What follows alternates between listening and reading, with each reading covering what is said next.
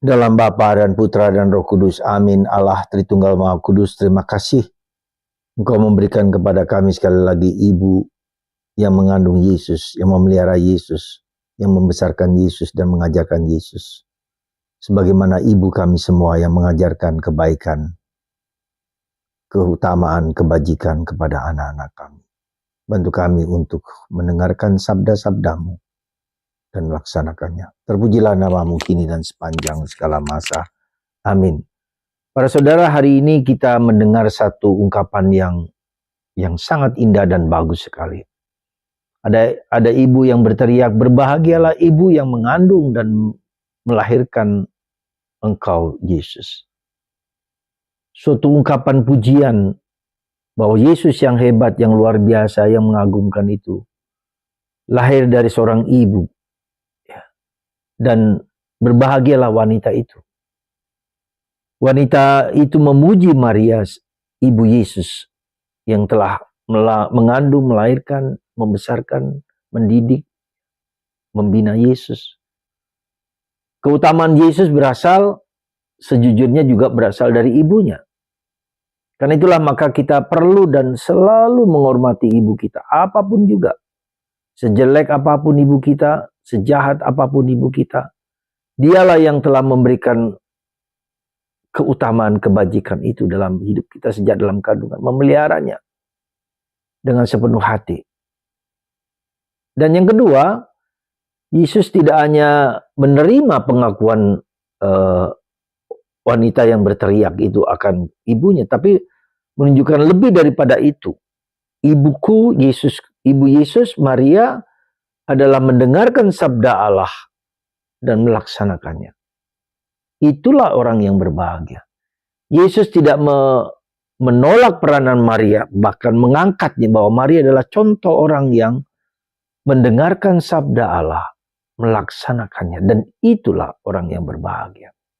Maka Yesus di tempat lain mengatakan, ibuku, saudara-saudariku adalah mereka yang mendengarkan sabda Allah dan melaksanakan.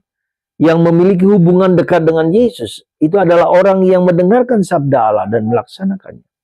Disinilah pentingnya bagi kita untuk mendengarkan sabda itu. Ya, mendengarkan sabda itu merupakan suatu nilai, suatu keutamaan, dan suatu kebajikan. Karena itulah yang membuat kita dekat dengan Yesus. Dan itulah yang membuat kita semakin mengerti dan memahami siapa Yesus itu bagi kita. Maka para saudaraku terkasih, di bulan September yang lalu kita diajak untuk merenungkan kitab suci. Ya, kitab suci sabda Allah itu bukan hanya yang tertulis. Ya, dalam kitab suci Perjanjian Lama dan Perjanjian Baru itu benar. Tapi lebih daripada itu adalah apa yang kita alami dalam batin kita, yang kita rasakan bahwa Tuhan menghendaki itu. Ya. Itu juga merupakan sabda Allah yang berulang-ulang, yang mengingatkan kita akan sabda tertulis itu dalam batin, pengalaman batin kita. Ketika kita mendengarkan kebaikan itu dan kita jalankan itu, bukan hanya sekedar diketahui, tapi dijalankan, menjadi praktek, menjadi kebajikan, menjadi kekuatan dalam hatiku. Itulah saudaraku terkasih yang perlu kita renungkan. Jadi bukan hanya mendengarkan begitu saja, tapi mendengarkan dan melaksanakan menjadi habit, menjadi kebiasaan, menjadi kekuatan. Ya, itulah yang perlu kita renungkan dan kita hayati dalam diri kita. Maka saudaraku terkasih dalam Kristus, semoga sabda Allah rajin kita dengarkan, ya, rajin kita pelihara. Karena dengan sabda Allah itu pikiranku, hatiku, badanku diubah menjadi seperti Tuhan. Sekali lagi, ketika kita mendengarkan sabda, pikiranku, perasaanku, kehendakku menyatu dalam tindakan, dalam perbuatan.